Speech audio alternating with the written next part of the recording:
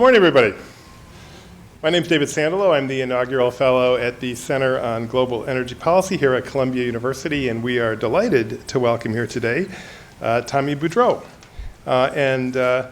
Before I tell you about his impressive background, let me just tell you about our upcoming events here at the Center on Global Energy Policy, where we're, under the leadership of our director, Jason Bordoff, we have a steady series of events on energy and climate change, including on March 8th, a session on how to negotiate an international climate agreement, lessons from the Paris climate talks. And that's at 12:15 in the William and June Warren Hall. And on March 9th, a session on Russian economic sanctions and energy outlook at 12:30 right here in this room. And then more to come after the spring break here. We are really thrilled to have here with us today the Chief of Staff of the U.S. Department of the Interior, which is a large and sprawling agency of the U.S. federal government that, as you're going to hear, has very significant responsibilities for energy policy in the United States. Tommy Beaudreau has served as Chief of Staff of the Department since May 2014, and in that role works very closely with Secretary Sally Jewell. He was appointed to serve as the Acting Assistant Secretary for Lands, Minerals, and Management at the U.S. Department of the Interior in March 2013. He also served as the Director of the Bureau of Oceans and Energy Management, which is responsible for overseeing offshore resources. He joined in 2010 as Senior Advisor in that bureau, where he helped develop and lead the department's reforms on offshore energy management and oversight following the Deepwater Horizon oil spill. And prior to his work at the Department of the Interior, Mr. Beaudreau was a partner at the law firm of Fried, Frank, Harris, Shriver, and Jacobson, where he practiced white-collar criminal defense law. Mr. Beaudreau is a graduate of Yale University, and he received his law degree from Georgetown University Law Center. For our online audience, you can ask questions too, and please feel free to do that. Our Twitter handle is at Columbia U Energy, and you can ask questions at hashtag CGEP events. That's Center on Global Energy Policy, CGEP events. Delighted to introduce Tony Beaudreau. All right, I'm going to try to make use of this electronic device because I jotted some notes down in it, but I've never done it that way before. I usually just have scraps of paper, so we'll see how it goes. Good morning, thank you. Thanks very much, David, for the introduction and the invitation, and thanks to Jason Bordoff, the director, for the invitation to come up and talk with all of you. I'll give a little bit of additional information about my background, and then what I had in mind was to talk about the Interior Department's role, particularly in the energy and environment space, and then tick through a number of our more high-profile initiatives and policy goals through the remainder of the administration. And then the part I always look forward to the most actually is the interactive discussion and opportunity to hear questions and answer them the best I can. So I'll try to keep my opening remarks brief so we have as much time as possible for that discussion. I guess, as a federal official, I have to put out the standard disclaimer that much of what we'll talk about while I'll be describing policy initiatives going on within the administration, the views we discuss are mine and not necessarily representative of the administration's views or the department's views. So with that caveat, let me tell you a little bit about the Interior Department, our role, and then again, I'll highlight a couple of the things we have going on in this space. The Interior Department is a land manager and a regulator that is actually quite central to energy policy, conservation, and initiatives around managing both the effects but also the causes of climate change. And so the Interior Department's not always necessarily front and center in the American consciousness around all of these issues. One of my sort of favorite examples of that recently is I'm an Alaskan, and so one source of continuous conversation for me is our former governor, Palin, who was asked, would you like to join the next administration? And she said, yeah, I'd love to get in the energy department and, undo all of those regulation and open up public lands to energy development. It was a reflection of her deep understanding of how the federal government is actually organized, because those issues actually, in terms of access to public lands, in terms of regulation and oversight of public lands, are the Interior Department's responsibilities, which I'm pleased to say when Secretary Moniz was asked about it, he pointed that out himself. Again, not necessarily across America on the consciousness in terms of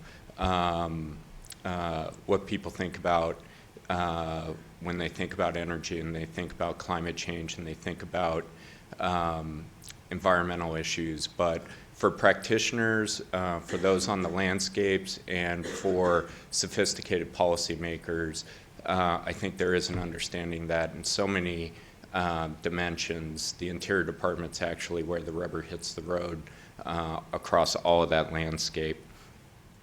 Our key responsibilities in this area start with access, providing access to public lands across a whole swath of uses, from recreation, hunting and fishing,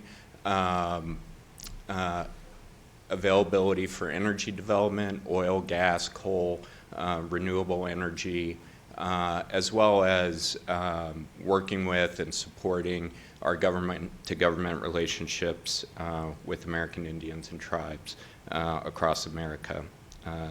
So first and foremost, access. Decision-making around where to lease for energy development, where not to lease, both onshore and offshore. So the Interior Department is responsible for managing about 245 million acres of surface estate rights that belong to all of us, public lands belonging to all Americans, as well as 700 million acres of subsurface. So even though the surface may be managed by, say, the United States Forest Service in the Agriculture Department, the Interior Department, through the Bureau of Land Management, still manages leasing and oversight with respect to the subsurface, so mineral development, coal development, oil and gas. We're also responsible for 1.7 billion acres of ocean on the outer continental shelf, starting 3 miles out and extending all the way out through the EEZ. And as David indicated, that's how I ended up at the Interior Department. Following the Gulf oil spill, I came in along with one of my law partners to help oversee the recovery and response, but also reforms in the wake of that disaster with respect to standards for oil and gas activities, some of which I'll talk about a little bit because that effort is still ongoing, but also strengthening oversight. And so we, in this administration, the Obama administration, and with Secretary Salazar, we completely overhauled federal oversight of offshore oil and gas activity by dismantling the former regulator, the Minerals Management Service, and establishing 3 new entities to provide greater independence, greater confidence from the American people in the strength of the oversight, and greater management focus on those functions. And I stayed on board to help lead one of those agencies, the Bureau of Ocean Energy Management. The second major responsibility with respect to energy issues that the department holds is permitting and regulation. And so actual oversight of individual projects, whether those are oil and gas developments or coal mines or renewable energy projects. Once a decision is made whether or not to provide access to a certain space in a lease, then we go through the permitting process in terms of approvals or sanctions for specific projects, including appropriate mitigation measures to address potential impacts on the environment or wildlife or the landscape. So that's handled through a variety of agencies within the Interior Department, including the Bureau of Land Management, onshore, offshore, the Bureau of Safety and Environmental Enforcement, and my former agency, the Bureau of Ocean Energy Management. And then one area of regulation that is the source of kind of continuous conflict and political considerations is with respect to the Endangered Species Act that's administered onshore by the Fish and Wildlife Service within the Interior Department. And so those issues, including most recently the effort around sage-grouse conservation, leads to is an avenue for a lot of conversation around where development might be appropriate, where it's not appropriate, and the impact that administration and implementation of the Endangered Species Act has on economic development. And so this is an area of, suffice it to say, fairly constant friction with some states, particularly in the West, about how to strike the right balance around those issues while fully implementing the Endangered Species Act, which is a very powerful tool both for wildlife conservation, but in today's world where there are such significant changes on the landscape affecting habitat, is really a tool for smart conservation as well. And that's what the sage-grouse planning effort was really all about. And then third, science and landscape level planning. And so within the Interior Department, we have the United States Geological Survey, which is one of the premier scientific agencies in the federal government with respect to applied science. And so USGS provides enormous support across the department, across the federal government in developing information and sound science to support decision-making within the department and elsewhere. And so USGS sponsors a lot of and conducts a lot of resource evaluation, oil and gas evaluation for public lands, mineral resource evaluation, and then information about potential impacts from the development of those resources, all of which flows up into our ability to fulfill responsibilities with respect to access issues, as well as permitting and mitigation. And we've also established in this administration a network of landscape conservation cooperatives across the landscape and across the United States of America.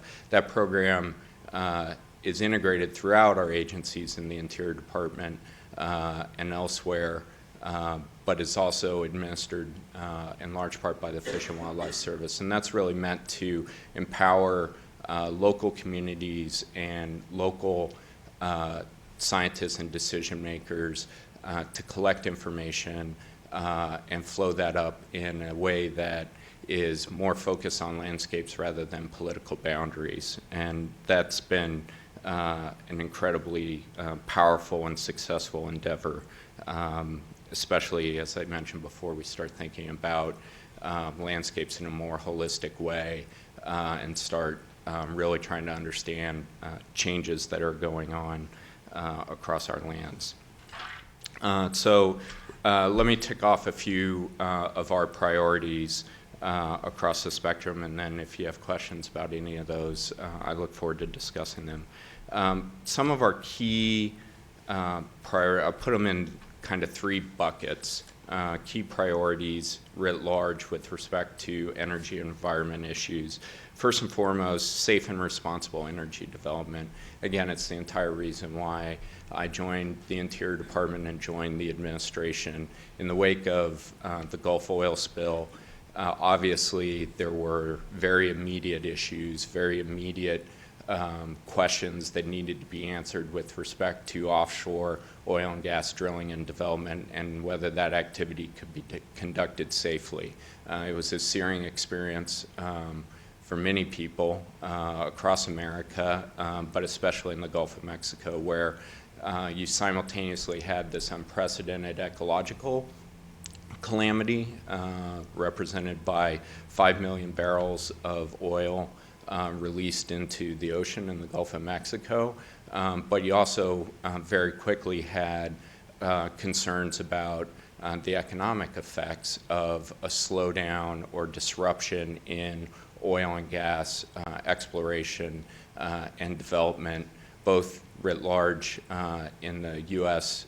Economy at a time of $4 and plus gasoline prices, but also the lifeblood of the Gulf of Mexico. I'll tell a quick story. When I joined the department, again, I was a white-collar criminal lawyer at the time, and I came in to help oversee these changes. I was trying to get my head around the scope of all of the problems, and you can imagine what it was like at that time.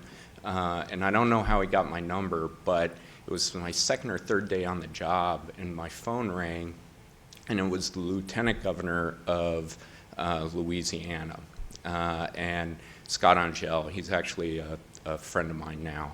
He calls me, and he was very concerned. Obviously, we're still in the midst of the spill. The well hasn't been brought under control yet, but there was a moratorium in place on new drilling while we got a handle on the immediate problem, a policy that I believe strongly was the correct one, but obviously was extremely controversial, especially in the Gulf.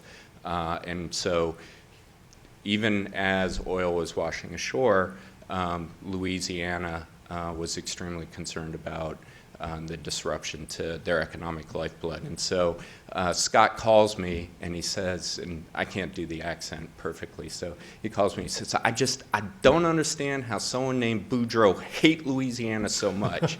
And so I tried to, I didn't know what to make of it at that time, because obviously the place we were coming from was to try to protect Louisiana and protect Louisiana's coastline and actually put reforms in place that would restore America's confidence in offshore oil and gas activity, which is, to this day, one of the cornerstones of our domestic energy supply.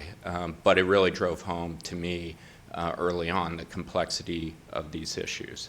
But we've taken not only the reform program coming out of Deepwater Horizon, but also through that lens, taken very seriously our responsibility with respect to all energy development on public lands to ensure that it's done safely, ensure that it's done in an environmentally responsible way, and that's the underpinning for a lot of our regulatory reform.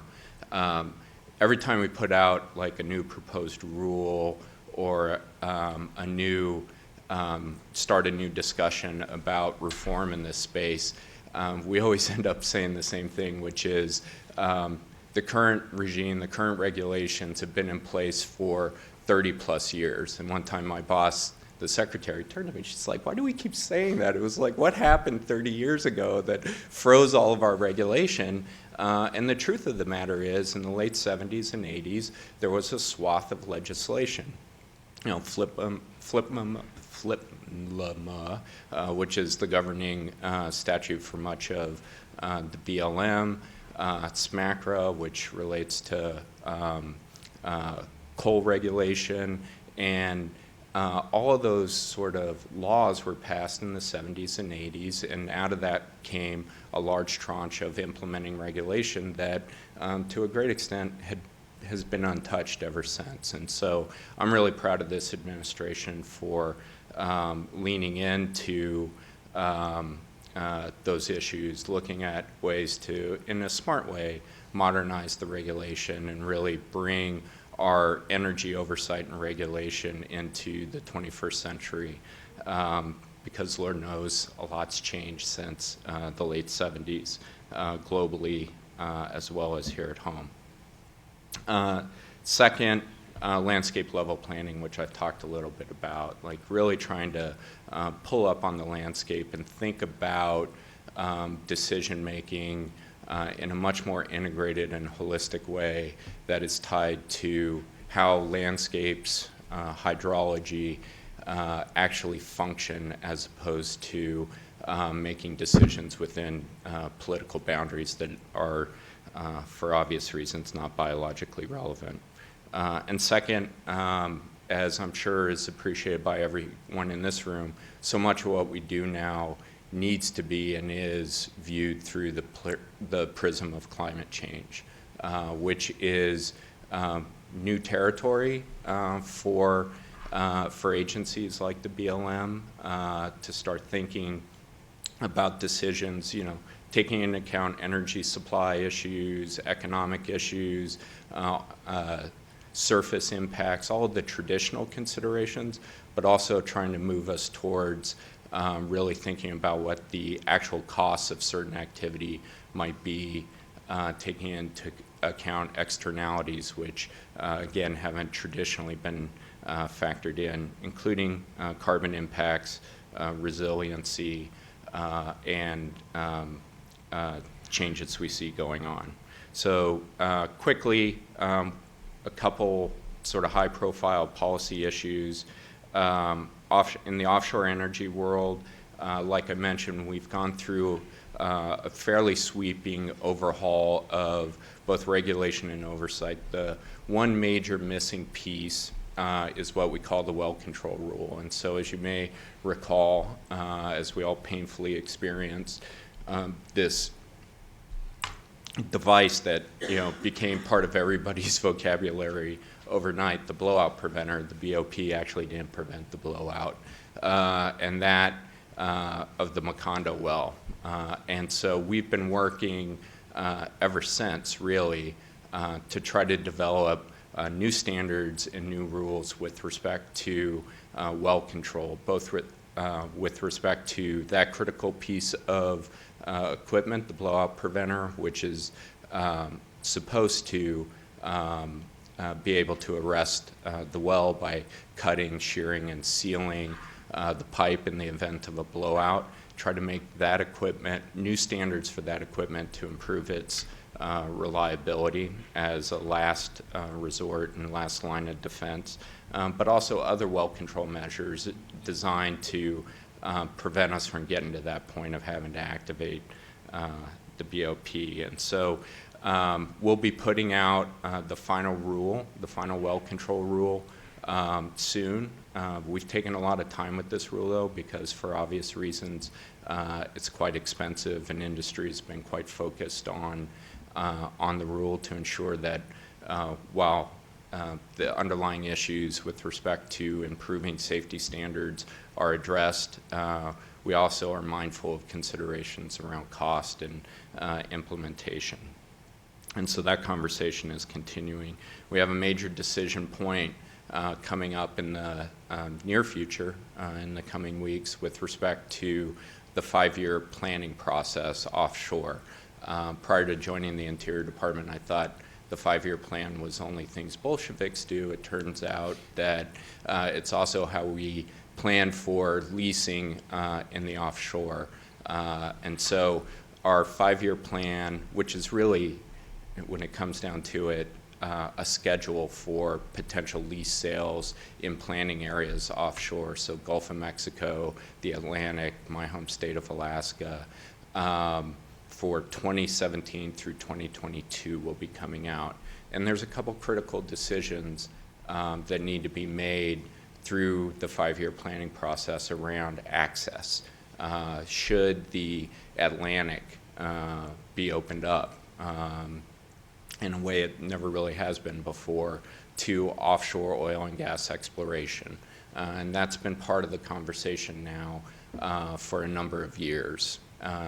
And the ongoing conversation about access to offshore oil and gas in the Arctic, in the Beaufort Sea and the Chukchi Sea, which ties into a whole host of issues. that are important to my home state, but also are important through the lens of climate change and concerns generally about the sensitivity of the Arctic and the vulnerability of the Arctic. So that is a major inflection point that is on the horizon. And then finally, renewable energy. I'm extremely proud of this administration's progress really from scratch in offshore renewable energy programs. We essentially built from scratch a leasing program for, in particular, offshore wind.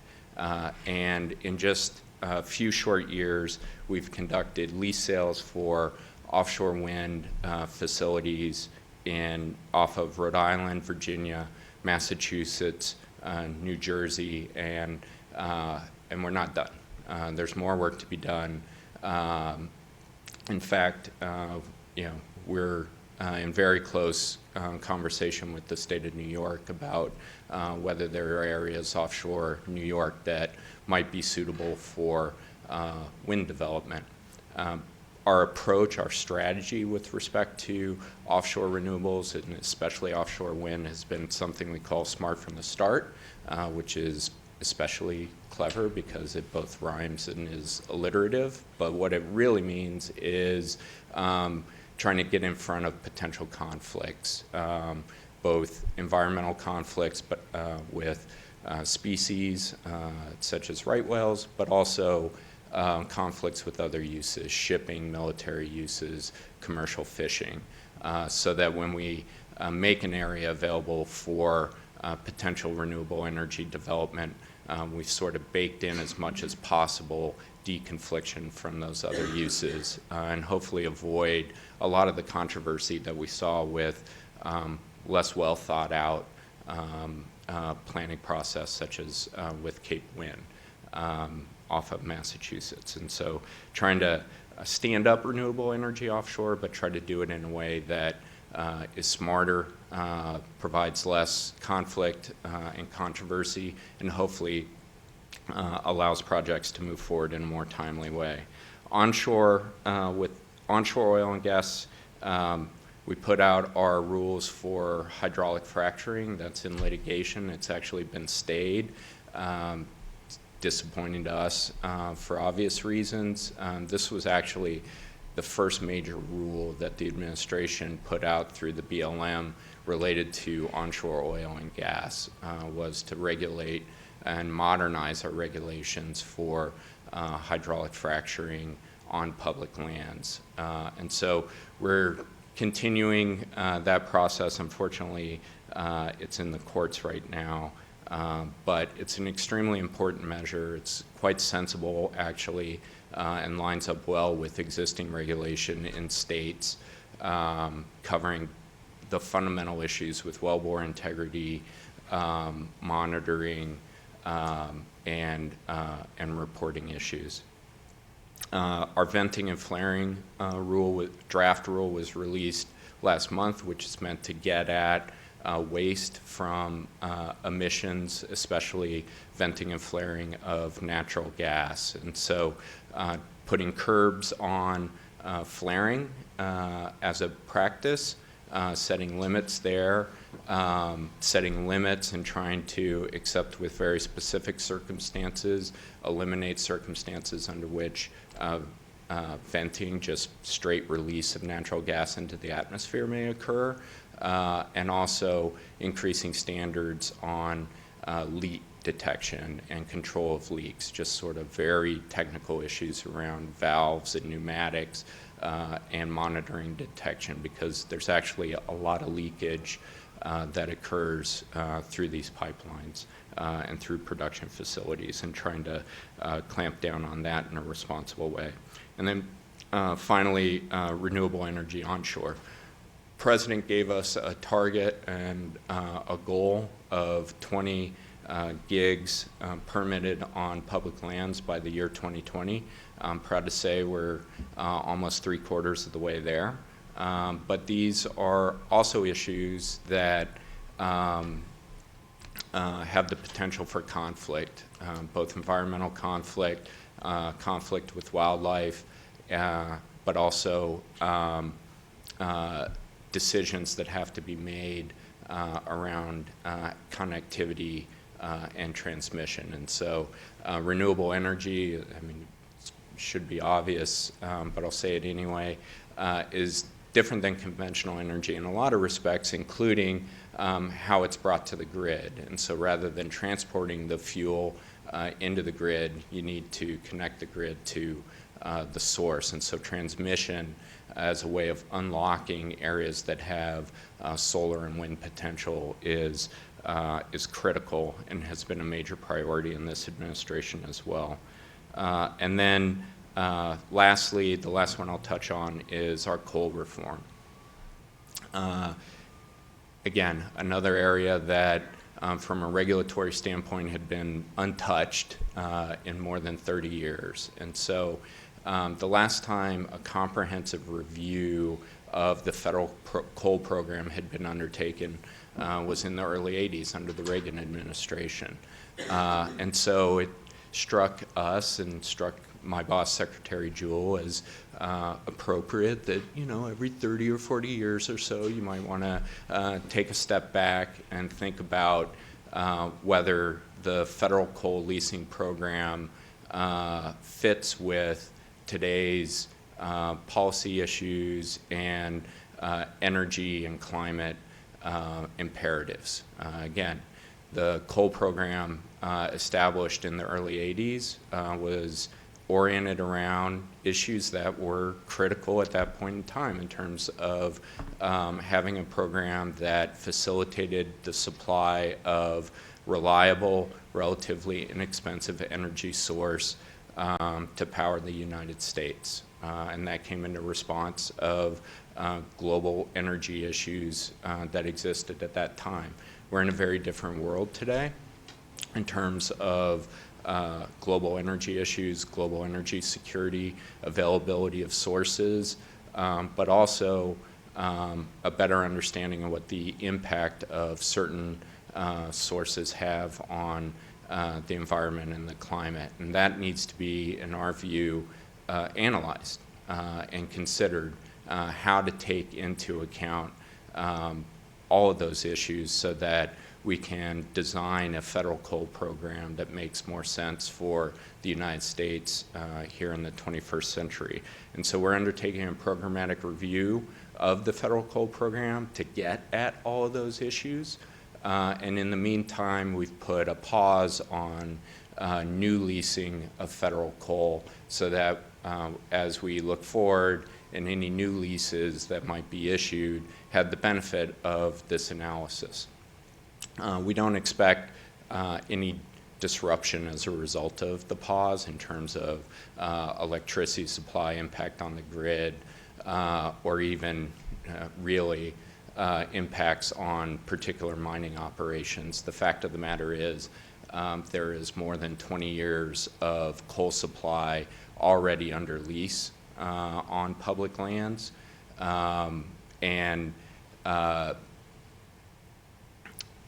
that's just taking into account supply in light of current production and demand trends, which, you know, new statistics are coming out all the time about the direction that demand for coal is headed in. And so we don't think it'll be disruptive in terms of immediate impacts on supply or electricity generation, but at the same time, we wanted to take this moment to really try to have a focused conversation and a deliberate analysis of this program so that again, we design it in a way that makes more sense for where we are in the world right now. So that's a quick overview. Went a little longer than I expected, but that's also typical of the Interior Department. So with that, though, I'd love to hear from you and answer any questions, David, or you might have. So thank you. Thank you very much, Tommy. That was great. For those who are listening on podcast, I'm David Sandalow, Inaugural Fellow at the Center on Global Energy Policy. I'm here with Tommy Beaudreau, the Chief of Staff of the U.S. Department of the Interior, who just gave us a terrific overview of all the important pieces of energy policy that the Department of the Interior touches. And it really is quite a wide-ranging tour you just gave us. I just want to pick up on a few pieces to ask you for some additional details, starting, Tommy, with where you left off on coal leasing, because that's gotten a lot of attention, and particularly in the context of overall climate change policy. A couple questions. One, what's the schedule for this review, and when do you think it'll be concluded, and what factors are being looked at in the course of this review? Yeah. And so when we put out our announcement that we would be undertaking this review, we expected, obviously, anytime you're talking about coal, it'll immediately get thrust into the kind of war on coal narrative. And so we expected, difficult politics around the initiative. In fact, while there have been, including in recent hearings, a number of coal state congressional members who have vowed to undo the pause as quickly as possible. A lot of the questions we're actually getting are more on timing. Okay, well, how long is it going to take? Maybe in some recognition that there ought to be some modernization in this area. We think that the review, in order to complete, will take about 3 years. And obviously, this administration won't be in office throughout that period. And so my direction received from the Secretary and reflected in her secretarial order is, before we go at the end of the year, to issue a report that reflects the analysis to date, as far as we can take it, and establishes a schedule for completion. But an undertaking this ambitious with this type of scope, we do expect to take in the range of 2 to 3 years. And what type of factors will be looked at in the course of?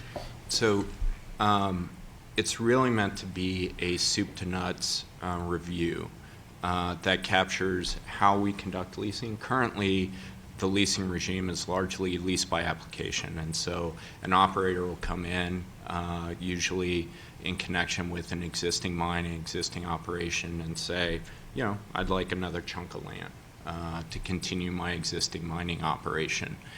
There have been a lot of criticism about whether that process is truly competitive. Why would you build a new mining operation from scratch right adjacent to one of your competitors? And so is that type of approach on a programmatic basis the right one, and one that garners fair return for the taxpayer? So when, how, and under what system we lease is one part of the consideration. Another part is royalties and fair return issues. What is the appropriate price that the American people should be demanding for the development of this resource, and what factors should be considered in setting that price? Again, historically, because of the orientation of the federal coal program and where it came from, as I described, where there was focus on trying to get as much coal out of the ground as possible, that consideration outweighed the balance of fair return. And so royalty rates are frequently lowered in consideration of the impact on commercial activity, and whether continuing a coal operation be commercial without cutting the operator a break on royalties. We've received a lot of criticism for that, whether we're actually getting fair return in purely economic sense for the American taxpayer.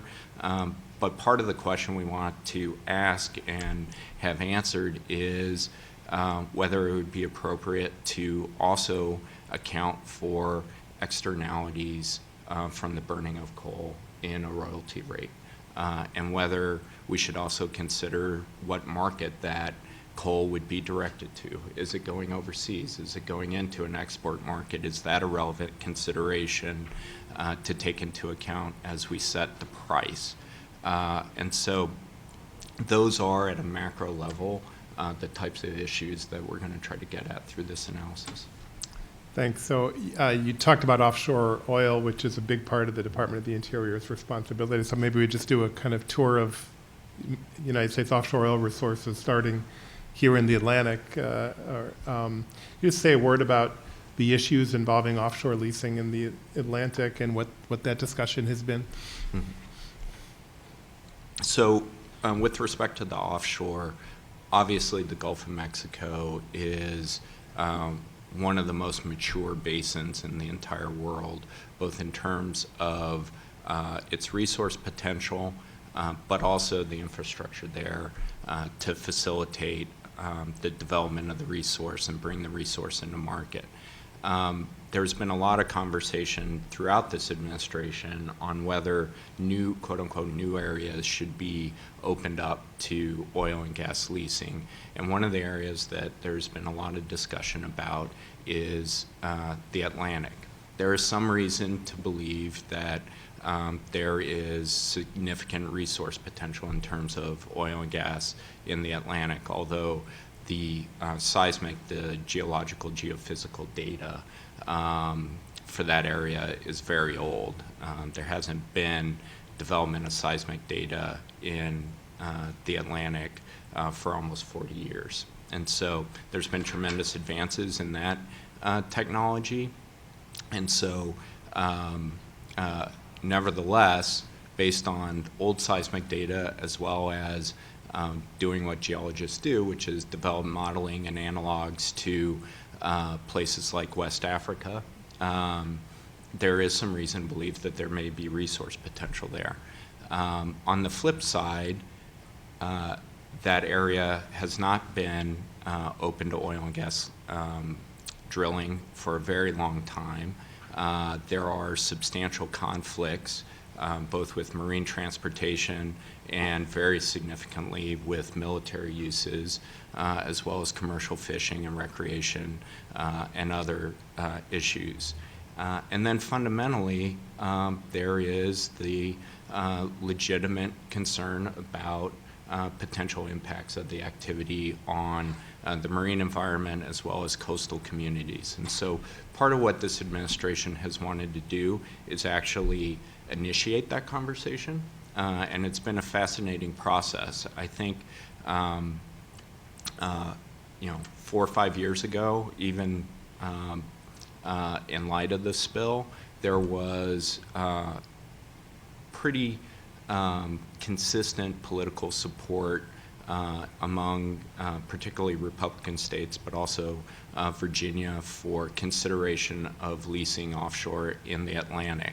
Again, looking at potential revenue sources, really, was driving the conversation. And so we said, okay, well, let's have a conversation about that. And we actually, in a draft, proposed what that might look like if we move forward with leasing off of the Atlantic. And the response, which I had hoped for, has been fascinating, because as folks have started really digging in and starting to think about, okay, what are our current drivers of our economies, what are the issues that are most important to us, it's really facilitated a conversation around the entire issue, and we've gotten a lot of input, and particularly on coastal communities where, Republicans, Democrats, counties, mayors have really started to think more seriously about whether this is an activity they'd like to see off of their shores. And so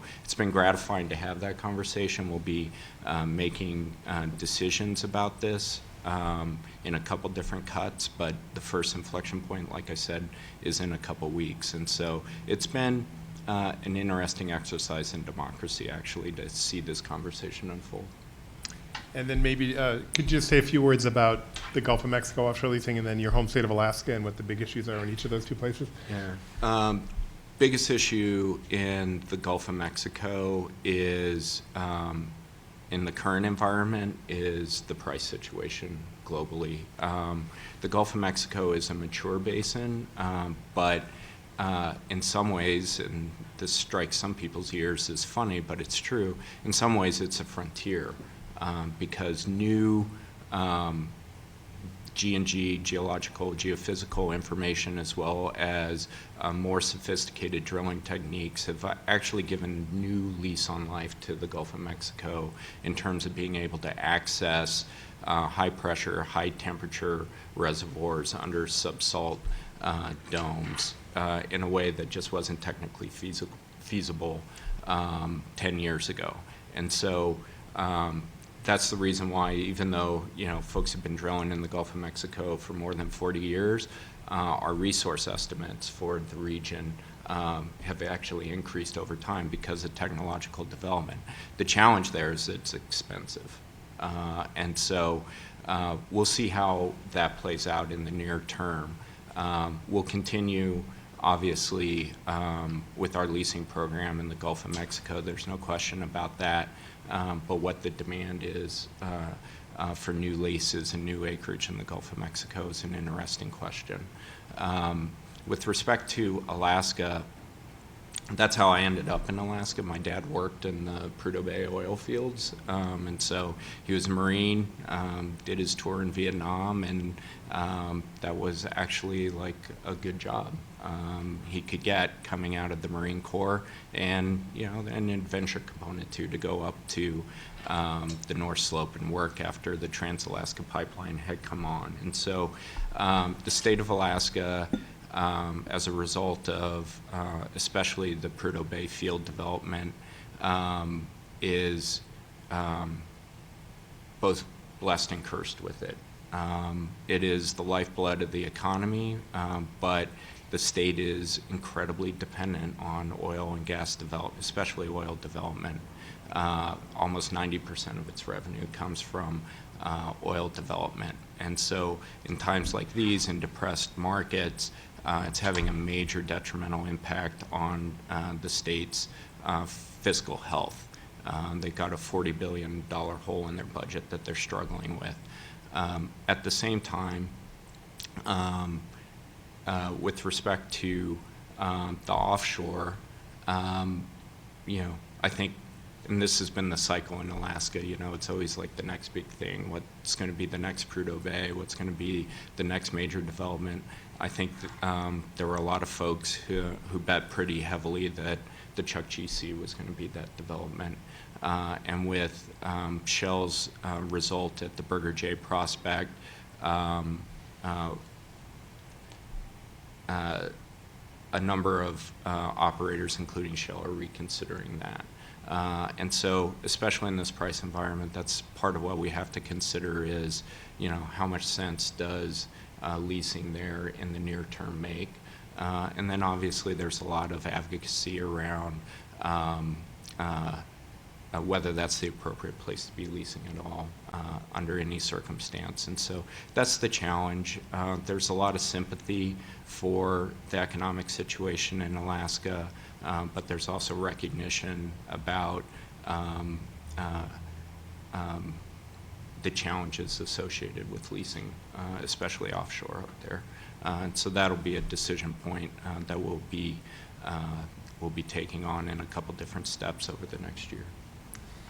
So we've just been talking about extraction of fossil fuels, either from federal lands or with federal approval. And in the wake of the Paris Climate Agreement, there's been a discussion of the kind of keep it in the ground movement. And I wonder, are you hearing from the keep it in the ground movement at the Department of the Interior? Oh, yeah. And, certainly. What's that dialogue, and what are your thoughts on that? It really, the conversation really has amplified over the last couple years.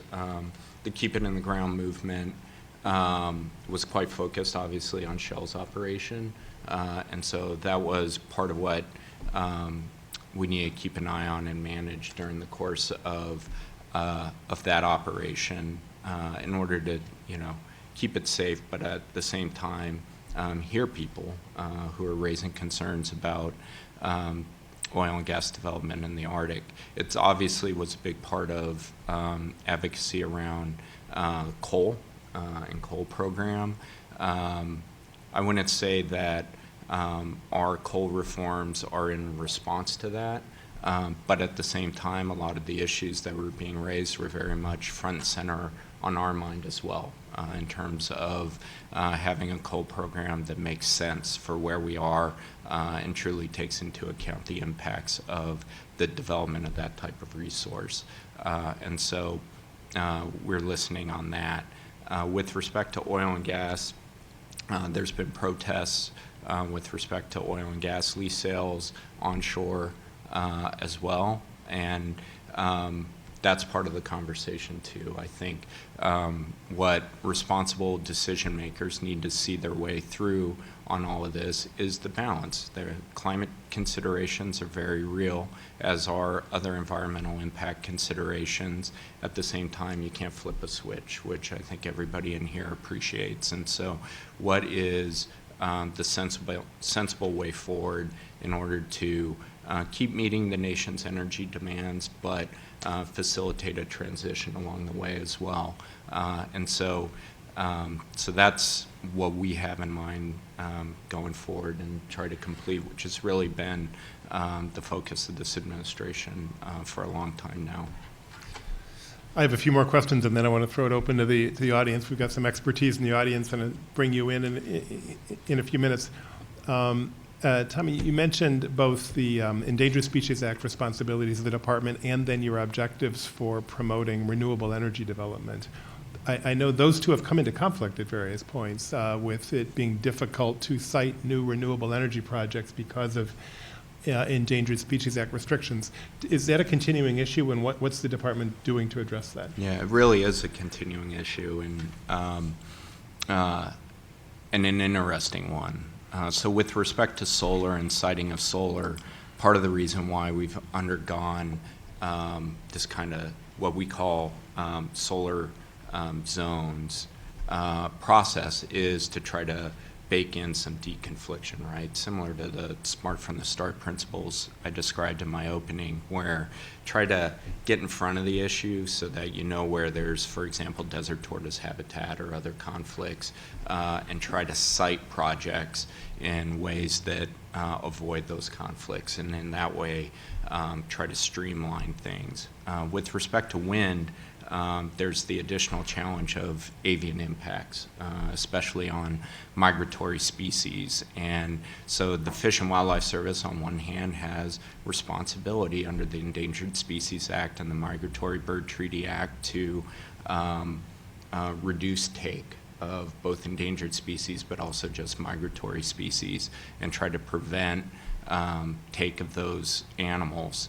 At the same time, the renewable energy industry, we hope, and there's some reason for optimism on this, is going to be a major part of the energy mix for the United States going forward. And so resolving those issues is going to be critical to unlocking the renewable energy potential that the United States is blessed with. We have, and it's really coming even more to the fore now because of the renewal of investment and production tax credits through the last budget, which is fantastic. And so we knew when that would happen, we were going to have a lot of renewable energy operators, especially wind operators, knocking on our door saying, okay, we're back and we want to invest and we got to get stuff going. But we've got an issue with the Fish and Wildlife Service. And so my response to that was, I'm so proud of you. You are maturing as an industry to the point where, like, the oil and gas guys come in all the time complaining about regulation. Now you guys are too, and it's great. And it's really taking off. So these are issues that, kidding aside, are very much front and center for us right now.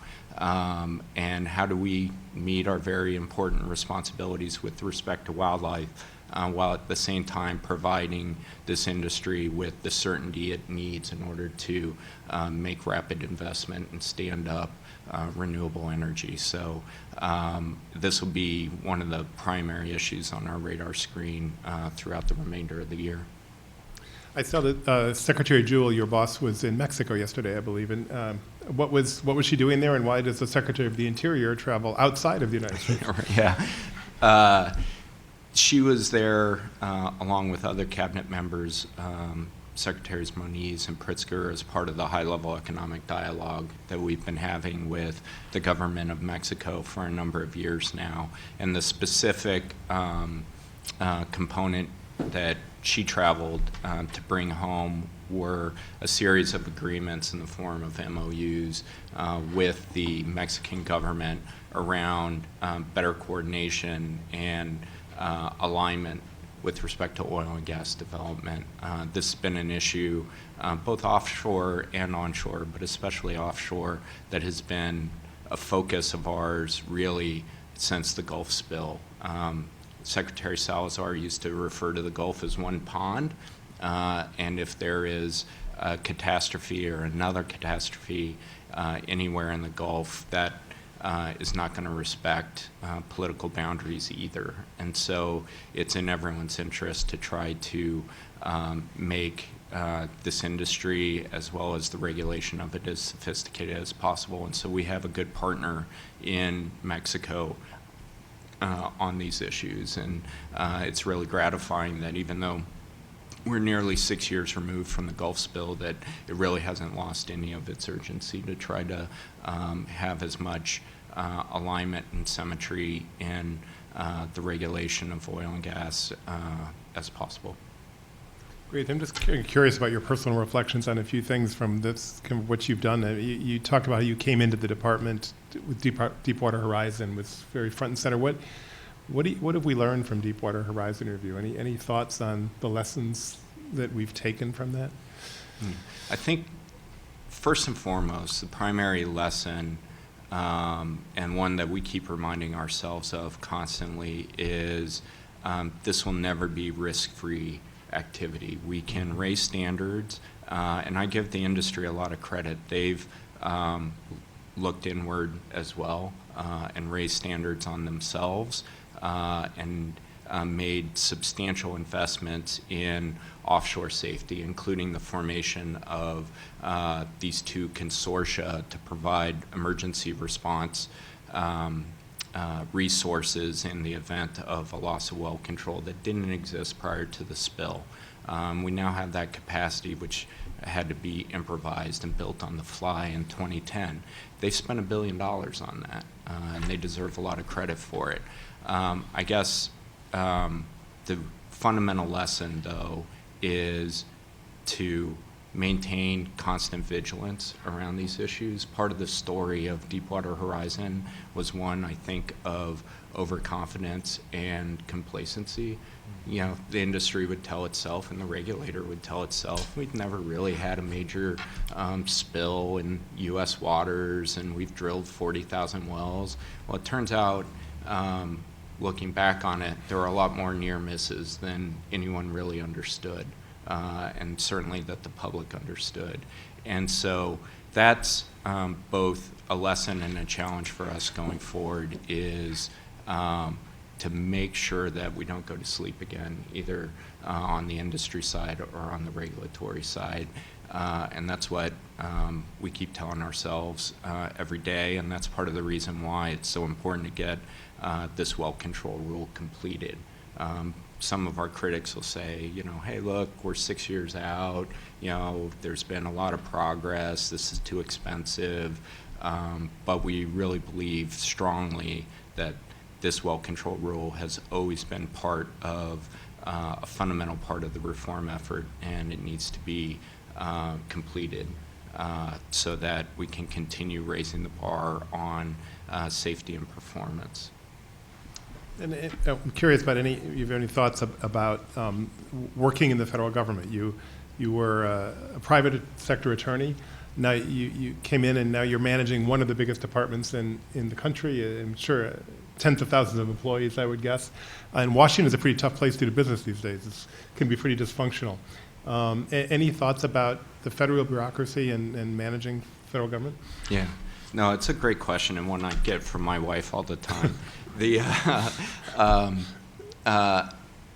And part of my role as the chief of staff is I'm the chief of the staff. And so it's my job with respect to not only our political team, but our 70,000 employees to talk about this issue and talk about why government service is important and why what they do is important, even though these days, especially federal employees tend to be, targets for a lot of criticism and maligned, and sometimes, as we saw at the Malheur Refuge takeover recently, actually made targets and objects for violence. And so it's tough. It's tough to be a federal employee today.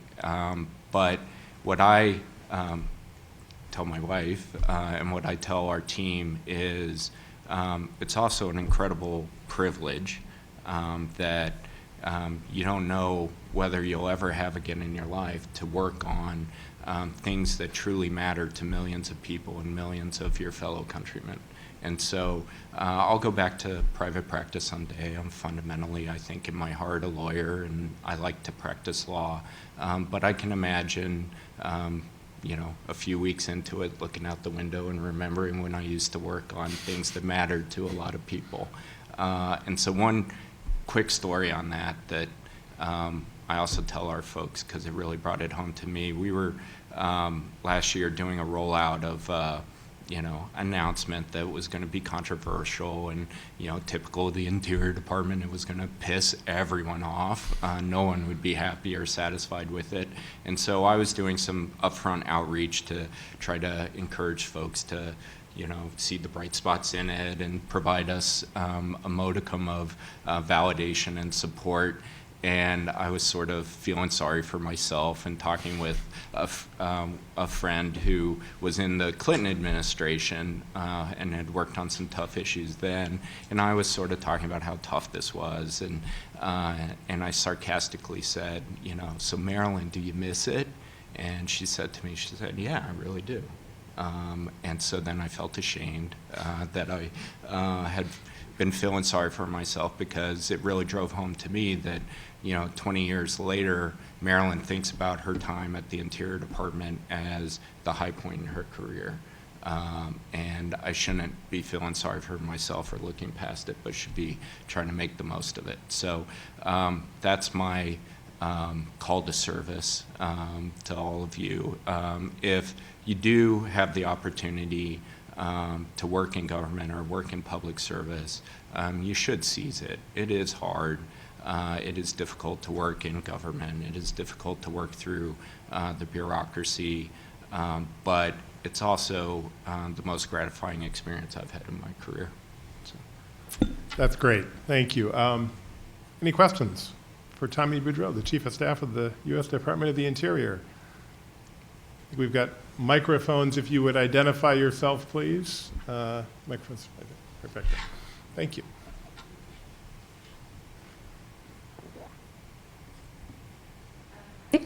My name is Yasia Bernies from Columbia Business School. Coming back to the offshore wind question, as you know, in Europe they have developed there is about 10 gigawatt capacity that is already operational, and more than 100 gigawatt that is in the pipeline right now. And in the United States, it's been a little bit laid back, and what I've been following this for a couple of years, and the Cape Wind that was supposed to be developed, and it was a 10-year-long story, and it didn't work out that well. So I would like to know if you operate with any numerical data on what is the current situation right now, what is the areas being leased or is being auctioned, and what is your view for the, say, next 5 years? Or is there any program that you pursue for the future? Yeah, no, it's a great question. And as I said in my opening remarks, I am extremely proud of the progress we've made in the administration to try to catch up in a lot of respects on offshore wind. we really were starting from scratch, both in terms of even standing up a process for leasing and a regulatory process for licensing projects, let alone reviewing them and overseeing their development. And we have made tremendous progress. There were non-commercial leases issued, offshore Delaware, for example, and then so that was like a first step. But what has been really important and gratifying is we've also proven that there's a competitive market for offshore wind off the United States. We've had competitive lease sales in a number of areas along the Atlantic coast, Massachusetts, Rhode Island, New Jersey, Virginia, that were extremely robust, where we had multiple companies, multiple parties bidding. Part of what I'm proud too is it was like a modern auction process. In the Gulf of Mexico, you guys may find this hard to believe, I did. We literally have a sealed bid process where companies come in and submit envelopes, and a lease sale is a process of opening envelopes and seeing who submitted the winning bid. With respect to offshore wind, we had an electronic process where we had companies, including European companies, who had qualified to participate in the bid, bidding online in an auction where bids would go up incrementally. And so that was great news for demonstrating that there's real interest, real capital to be put behind offshore wind in the United States, but also good news for the American taxpayer, where we had a truly competitive leasing process that got value for the owners, the American people who are the owners of these places offshore. With respect to Europe, we've had a lot of interaction with both European regulators, but also companies who have shown success developing offshore wind in Europe. And part of my message to them is, it's fundamental to the American character where, we think of ourselves as pioneers and we're always the first. With respect to offshore wind, there's some advantages to following a little bit. And we don't want to lose that. We want to take advantage where we can of lessons, both economic and environmental, that we can take from, from the Danes and from others who have blazed the trail on this, and it would be regrettable if we didn't take full advantage of that. And so in this case, as I've told folks, I'm actually fine to follow because it helps us be smart about how we move forward with this. But I am optimistic, especially with the renewal of the tax credits, that offshore wind will be a reality in the United States. It's gratifying for us because a lot of the conversation early on had been about, federal government, you got to get off the dime and you got to get stuff leased and all of that. Well, we broke through that, and so now the conversation is where it ought to be, which is, okay, how do we invest in these projects and get them built? So that's a cool place to be.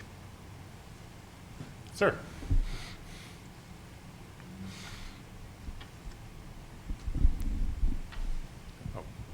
Hi, so my name is Kevin Chen. I work for hedge fund and also a New York University professor. So a question we have is, so crude oil price is very, very low now. It's probably at below cost for a lot of offshore drillers and all those. So is the expectation, if offshore drilling are still being leased out, being developed, is the expectation that the oil price should go up? Or is the plan is just the price will just be at this low, and but America still will be exporting crude oil at basic below cost level? Thanks.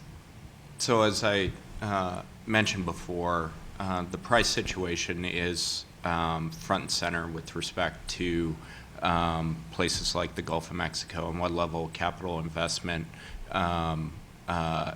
in the near term would be appropriate in this environment, and that includes what do you spend on leases and licenses to operate.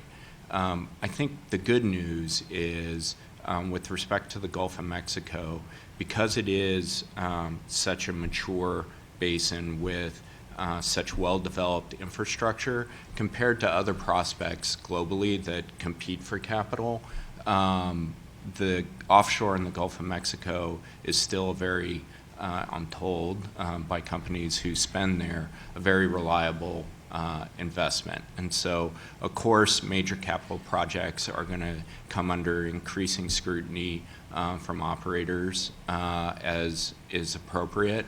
But we've seen ups and downs in the cycles historically. There's very little doubt in my mind that the Gulf of Mexico is here to stay, and as the price environment develops over time, will rebound.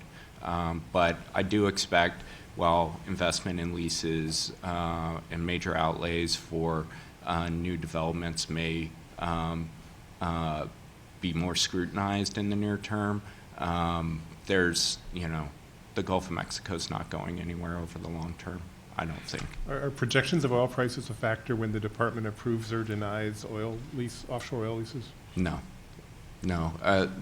Our consideration is essentially fair return and whether the bidding process was competitive. And so we'll make areas available, and if for whatever reason at that moment an area is not seen as attractive for acquisition in terms of the lease, we'll make it available again in the future. But especially with respect to the Gulf of Mexico, we don't try to prejudge any of that. Yes, sir. It's a pleasure being here.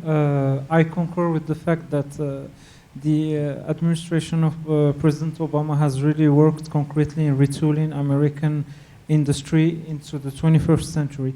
And my question to you, Mr. Beaudreau, today in regards of the development of the corridors, is it feasible to have in the future main transport trunk line around the major cities and that are surrounded with agricultural zone, and within that framework develop also the rail capacity of the United States? As we know, the United States have planned rail lines that are still not built, and I want to know if it is possible, knowing that in terms of locomotives, power substations, high tensile steel, and tons of cement, and gigawatts of power production, it's a huge project. And within that framework, what is the feasibility rate for the development of the rail of the United States within the development corridor policy? Yeah.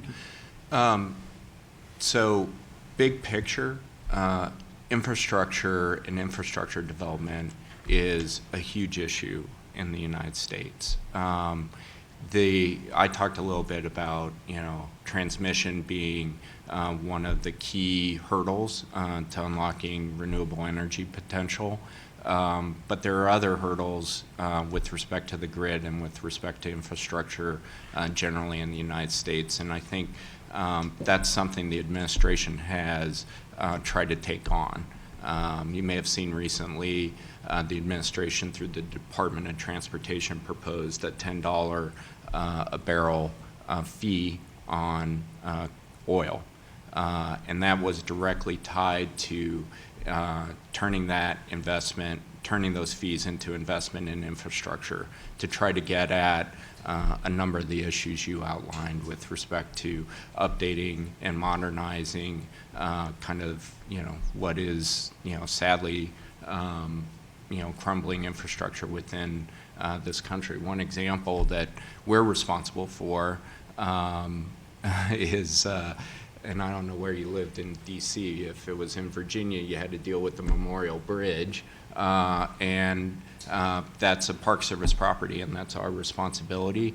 And it is rusted out from the inside, and so it's concrete, but has steel infrastructure within it in the forms of rebar and I-beams, and over time that has completely eroded to the point where chunks of it are falling off. And so we're having to figure out how do we put, the tens of millions of dollars into repairing that bridge out of where exactly. And so it's driving commuters crazy in Washington, D.C., and maybe that's a little bit of a blessing because for some politicians and decision makers, it's driven home the dire state of infrastructure in this country. But the challenges that you described, I think, are very real ones. That are going to take a lot of thought and a lot of money to improve. Over here. Thanks for joining us today. My question is about the future of the Trans-Alaskan pipeline system. So if the flow falls below 300,000 barrels per day, there's a lot of repairs which are needed, infrastructure work is needed then. And right now it's at about 450, 100,000 or 500,000 barrels. But the oil is the end is in sight for the Prudhoe Bay oil fields. About, I think, 1.5 billion barrels or 2 billion barrels are left. So seeing that ConocoPhillips recently found less oil than expected at the National Petroleum Reserve, the Arctic is no more economically feasible or even a safe place to really drill for oil. The reserves which exist are also, President Obama has said repeatedly that he won't be opening up the reserves for companies to drill for oil. So where exactly are companies now going to look for oil in order to keep the pipeline running in Alaska? No, it's you sound like the governor from Alaska who I met with last week. And it's an issue, as I mentioned, having grown up there, I'm actually quite familiar with. So at its peak, TAPS, the Trans-Alaska Pipeline, had the capacity to move about 2 million barrels a day. And you're right, it's less than 500,000 barrels a day now. There's a couple ways to approach that issue. One is supply, and we can talk about that a little bit because I think that's a lot of what you were bringing up in terms of what are new sources and new supply.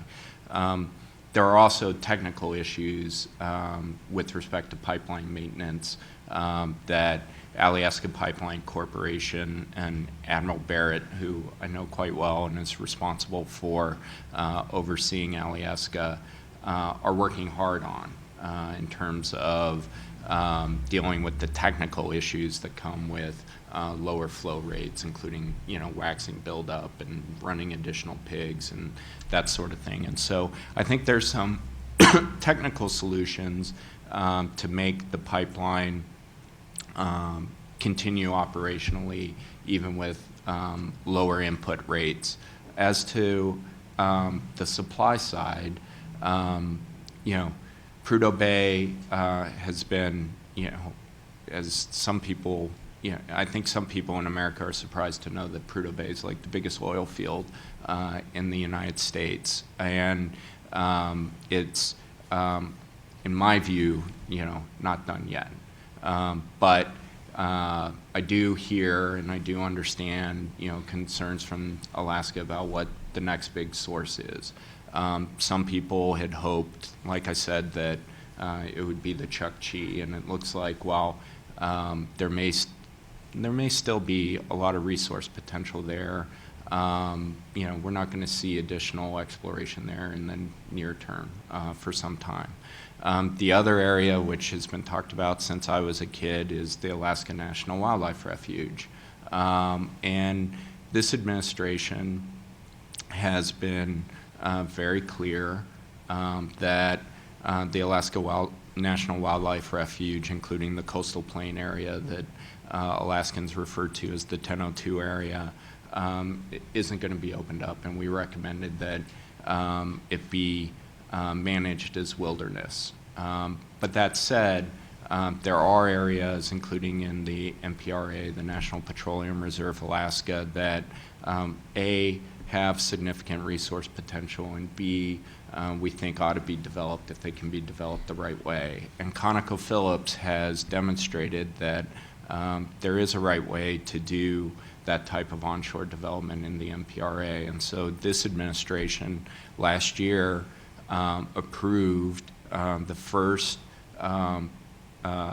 production out of the MPRA on federal lands in the Greater Moose's Tooth Project sponsored by ConocoPhillips. The one sort of fact that you mentioned about Conoco having less production than they expected out of Greater Moose's Tooth, I think actually isn't quite right. I actually think they've gotten more rapid and higher volumes than they expected. Now that's not the solution to TAPS. We're still only talking about 30,000 barrels a day, but I think it does help prove up the field a little bit. And so this administration's not, anti oil development in Alaska, but we do have to make hard choices about where such development is appropriate and where, in our view, it's not. And so we'll continue working with the state and continue working with operators to provide access to oil resources in Alaska, while at the same time recognizing that there are some places in Alaska that ought to be maintained as intact ecosystems, because such places are actually quite rare in North America these days. So thank you for the question, though. We're almost out of time. We have a Twitter question from a member of the press who asks, how do you balance views of pro-drilling Virginia governors and senators with coastal residents' opposition on the 5-year plan? Great question, and as I mentioned, in the discussion earlier, that is part of the conversation we really wanted to ignite through our 5-year planning process. And so it is true that various governors, North Carolina, Virginia, elsewhere, have weighed in at different points in the process in support of the idea of oil and gas development. It's also true that during the course of the conversation, we've heard from a lot of communities, a lot of local leaders, Republicans and Democrats, taking the opposite view. And so our process, we don't like tally them up and, whoever, provides the most comments wins. We don't really do it that way. But I can, and I do, when I talk with folks about this, give as much assurance as I can that we truly are listening, because this is the conversation we wanted to start. And so, if you're a governor, does that count for more than if you're a local mayor? I wouldn't put it that way at all. I would say that we try to piece everything together as well as we can, and then make a judgment about whether it makes sense for this administration to include an area like that for potential leasing in the time period covered between 17 and 22. No, everybody's voice matters, that's for sure. All right, final question. We have lots of students in the audience. I think they've been too shy to ask a question that's I'm sure is on some of their minds, which is, how do I get a job at the U.S. Department of the Interior or in the federal government? Any advice for students who are interested in doing that? Don't do it the way I did it, which is, wait for some environmental disaster and then basically come in over a weekend. I think it was on a Tuesday, we got a call from the White House about coming in, and I was at my desk at the Interior Department the next Monday. So the federal hiring process can move very quickly when the president wants it to. So don't do it that way. The way to do it is, and I'm assuming a number of you are students, what is great about the Interior Department and about government is it is actually a collection of fantastic expertise. I'm sure you saw it, at the Energy Department for sure, yeah. But I see it at the Interior Department all the time, where we've got some of the best scientists, the best technical experts, the best policy people in the world in our career ranks, and it's really amazing. And so my advice would be, one, develop your expertise, go through your education, go through experience to make yourself somebody who would be, really valuable to have on Team America. And then be persistent. The hiring process can be Byzantine. It can be maddening, I know, having been a director in an agency responsible for trying to get people in the door and hire. But be persistent with it.